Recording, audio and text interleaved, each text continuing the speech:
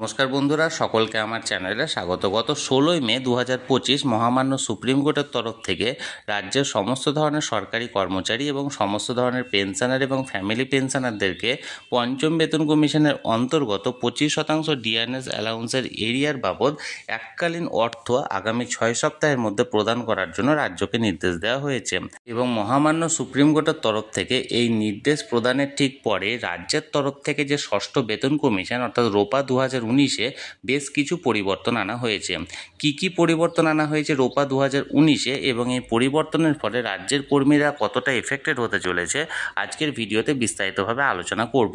ভিডিওটি অত্যন্ত গুরুত্বপূর্ণ সকলের জন্য, তাই প্রথম থেকে শেষ পর্যন্ত অবশ্যই ধৈর্য সহকারে দেখবেন এবং ভালো লেগে থাকলে অবশ্যই একটি লাইক করবেন এবং সকলের সঙ্গে শেয়ার করবেন। আর সেই সাথে এই চ্যানেলে যদি প্রথমবার হয়ে থাকেন এই রকমের ইনফরমেটিভ ভিডিও আরও দেখার জন্য যারা এখনও পর্যন্ত এই চ্যানেলটিকে সাবস্ক্রাইব করেননি তারা অবশ্যই চ্যানেলটিকে সাবস্ক্রাইব করে নিতে ভুলবেন না। তাহলে চলুন আমরা বিস্তারিত জেনে নিই। এই অর্ডারটি জারি করা হয়েছে government of West Bengal finance department audit branch Nabanna থেকে। ডেটটা দেখুন হাওড়া 28 মে 2025, অর্থাৎ অতি সম্প্রতি এই অর্ডারটি জারি করা হয়েছে। মেমোরেন্ডামে কি বলা হয়েছে দেখুন, it has been brought to the notice of the government that pay anomaly arises between senior and junior employees who entered into government service in level 16 and above, whether belonging to a state constituted service or not, on account of the existing provisions of para 3C and para 3D of memo number এত date এত। অর্থাৎ 2019-এর এই memo number অনুযায়ী এক্ষেত্রে এরকম লক্ষ্য করা হয়েছে যে সিনিয়র এবং জুনিয়র এমপ্লয়ি অর্থাৎ যারা 16 নাম্বার পে বা তার থেকে উঁচু পেতে চাকরিতে জয়েন করেছেন, অর্থাৎ 16 নাম্বার পে লেভেল বা তার থেকে উঁচু পে লেভেলে চাকরিতে জয়েন করেছেন, এমন সিনিয়র বা জুনিয়র যে এমপ্লয়িরা আছেন তাদের মধ্যে বেতন বৈষম্য দেখা দিয়েছে প্রমোশন পাওয়ার ক্ষেত্রে। এবার দেখুন এই 2 নম্বরে বলছে, after careful consideration of this matter, the undersigned is directed by order of the governor to say that the governor is pleased to replace para 3C and 3D on memo number এত ডেটাটা with the following। এবার 2019-এ এই যে memo number অনুযায়ী যে প্যারা দুটো করা হয়েছিল এই 3C এবং 3D, এটাকে এই সব বিষয়গুলি লক্ষ্য করে পুনরায় পরিবর্তন করা হচ্ছে। এবার দেখুন পরিবর্তনে কি করা হচ্ছে, নাম্বার 1টা যেটা প্যারা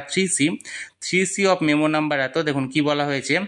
any employee as mentioned above when promoted to a post carrying same level as that of the level he is enjoying due to non-functional movement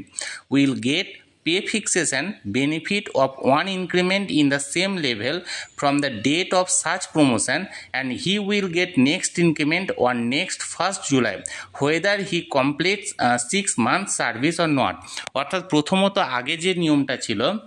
সেটা হলো একজন ব্যক্তি যদি প্রমোশন পেয়ে থাকেন অর্থাৎ কেরিয়ার মানে যেটা অ্যাডভান্সমেন্ট স্কিম সেই অনুযায়ী প্রমোশন পাওয়ার পরে তিনি যদি ওই সেম লেভেলেই থাকেন অর্থাৎ 16 নাম্বার পেতে তিনি প্রমোশন পেয়েছেন এবং ইনক্রিমেন্ট পাওয়ার পর পুনরায় 16 নাম্বারই আছেন, এবং সেক্ষেত্রে প্রমোশন পাওয়ার পর তিনি যেটা আবার পরের যে জুলাই মাসে যে 3% বার্ষিক ইনক্রিমেন্ট হয় সেই ইনক্রিমেন্টের ক্ষেত্রে যদি তার সেই প্রমোশনটা 6 মাস না পূরণ হতো তাহলে সেই ইনক্রিমেন্টটা পাওয়া যেত না। ফর এক্সাম্পল তিনি যদি মার্চ মাসে কেরিয়ার অ্যাডভান্সমেন্ট স্কিমের জন্য একটা মানে ইনক্রিমেন্ট পেয়েছেন, প্রমোশন পেয়েছেন, তাহলে সেক্ষেত্রে তিনি সামনের জুলাইয়ে আর ওই ইনক্রিমেন্টটা পেতেন না, সেটা পরের জুলাইয়ে পেতেন। কিন্তু বর্তমান নিয়ম অনুযায়ী এটা চেঞ্জ করা হলো কি, তার 6 মাস পূরণ হোক বা না হোক তিনি যে মাসে কেরিয়ার অ্যাডভান্সমেন্ট স্কিম অনুযায়ী তিনি প্রমোশন পাবেন তারপরে নেক্সট 1st জুলাই তিনি কিন্তু আবার বার্ষিক ইনক্রিমেন্ট পাবেন। এটা ছিল প্যারা 3C আন্ডারে। এবার প্যারা 3Dতে দেখুন ওই সেম বিষয়, when an employee mentioned in sub paras A and B above is promoted to a post carrying lower level than the level as per annexure to this memo he is holding due to non-functional movement, he shall be allowed to retain the higher level in the promotional post as personal to him, and his pay on promotion shall be fixed by allowing 1 increment from the date of such promotion, and he will get next increment on next 1st July whether he completes least 6 month service or not. অর্থাৎ lower লেভেলের ক্ষেত্রে কোনো employee যদি promotion পেয়ে থাকেন তাহলে তিনি যদি চান তাহলে তিনি বর্তমানের হায়ার লেভেল থেকেই তিনি থাকতে পারেন, অর্থাৎ হায়ার লেভেলেই তিনি প্রমোশন নিতে পারেন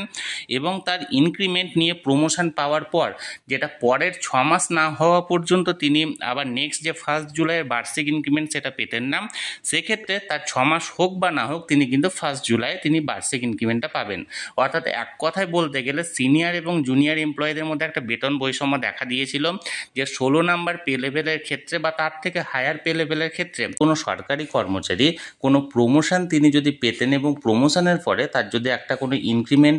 তিনি অতিরিক্ত পেতেন বা তার লেভেল চেঞ্জ হতো, সেক্ষেত্রে তার পরবর্তী যে বার্ষিক ইনক্রিমেন্ট যেটা প্রতি বছর 1 জুলাই হয় সেক্ষেত্রে মিনিমাম 6 মাসের গ্যাপ না হলে তিনি সেই ইনক্রিমেন্টটা পেতেন না। অর্থাৎ ফর এক্সাম্পল তিনি যদি কোনো বছর ধরুন 2025-এর তিনি ধরুন ফেব্রুয়ারিতে প্রমোশন পেয়েছেন এবং সেক্ষেত্রে তার 2025-এর জুলাইয়ে মাত্র 5 মাস হচ্ছে এবং এক্ষেত্রে তিনি তার জুলাই ইনক্রিমেন্টটা পেতেন না। এক্ষেত্রে তাকে পরবর্তী 2026-এর 1 জুলাই পর্যন্ত অপেক্ষা করতে হতো। কিন্তু বর্তমানে যে নিয়মটি চেঞ্জ করা হলো তাতে হলো তিনি যদি প্রমোশনাল ইনক্রিমেন্ট পেয়ে থাকেন বা লেভেল চেঞ্জও হয়ে থাকে তাহলে সেক্ষেত্রে তার 6 মাস হোক বা না হোক তিনি যে মাসই পান না কেন, সে মার্চেই পান বা এপ্রিলেই পান, তাকে পরবর্তী নেক্সট যে জুলাই 1 জুলাই সেই জুলাই কিন্তু ইনক্রিমেন্ট প্রদান করতে হবে এবং এই নিয়মটাই চেঞ্জ করা হয়েছে। তাহলে বন্ধুরা যে নিয়মটি এখানে চেঞ্জ করা হয়েছে অর্থাৎ রোপা 2019-এ সেই ব্যাপারে আমি বিস্তারিত জানানোর চেষ্টা করলাম। আপনাদের যদি এই বিষয়ে কোনো রকম কোনো প্রশ্ন থাকে অবশ্যই কমেন্ট করুন, আর ভিডিওটি যদি ভালো লেগে থাকে